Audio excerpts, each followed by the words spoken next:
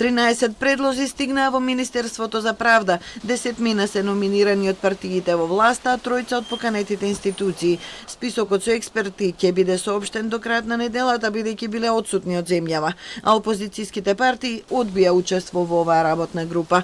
Повеќе експерти по уставно право имаат дилеми, како академик Владо Камбовски и професорката Рената Треневска-Десковска.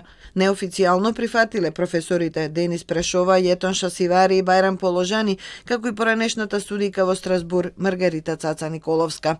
Владеачките партии немаат дилеми.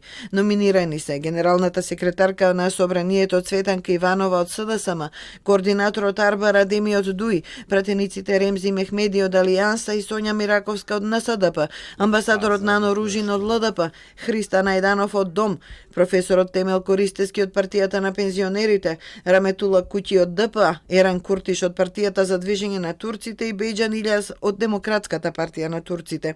Ќе им се придружат професорот Александар Спасов од кабинетот на председателот, Драган Тилев од секретаријатот за европски прашања и Шпен Садики од МНР. Опозицијските ВМРО, ДПМН, Алтернатива, Левица, БЕСА и Демократски сојуз не пратија предлози и немаат намера да учествуваат во овој процес. Правда појаснува дека ова работно тело треба да ја подготви предлог иницијативата за потребата од уставни измени, а предлагач ќе биде владата.